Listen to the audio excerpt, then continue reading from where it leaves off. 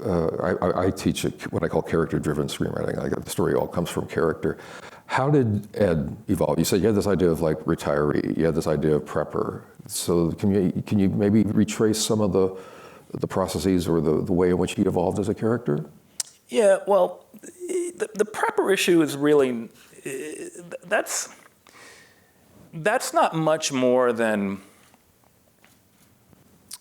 I mean, I don't want to call it boilerplate because that's not what it is. But what it does is it represents an attitude that can be applied to almost anything. It's just very specific and it's visual, you know, at least the way in which I wanted to do it. But it was more, the movie's really about a man dealing with change. Mm-hmm. And that's really what the whole movie is about, is the rapid change that a man is learning to confront at this point in his life where he thought he'd never have to, you know, you set in your ways, so to speak. So he's not a mean man or he's certainly certain about many things. But I wanted to show a person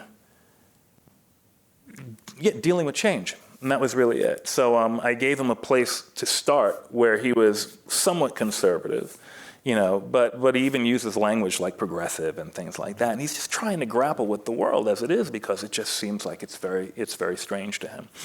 And it was difficult finding the right things for him to see and respond to.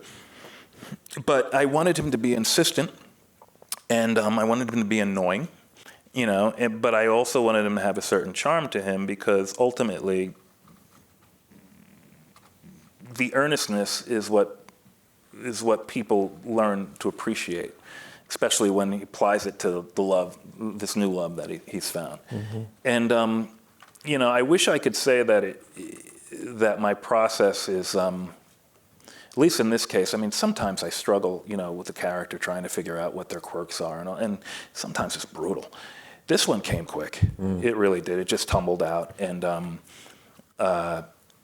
both he and Ronnie too? Yeah. I mean, here's the thing that's interesting about the Ronnie character. I did not see Blythe at all in the role. I won't say who I saw, but it wasn't Blythe. And I'm thrilled that we got her because my thoughts were a bit too on the nose, actually. It was, and I'm glad she's unexpected and, you know, being the hoarder, you know, as a character. Yeah, but she was a little bit more difficult than Ed, but again, it became what these two characters. The way I saw it is like these two characters are essentially using material. They're materialists. They're kind of, and it's a way of kind of releasing their dependency on material because they found something spiritual between the two of them. Right.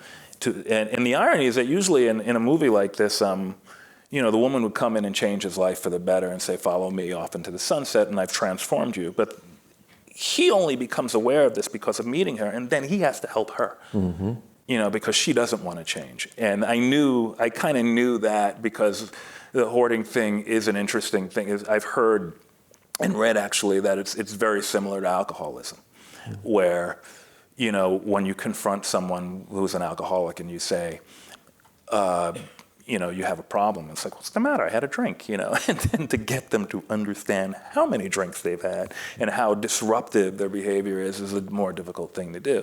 But so I knew at that moment when he decided to sell everything and tell her, it's over. Love you, but that's not happening, you know. And I knew that would be the moment that they kind of broke, and then see if she, you know, found her way back.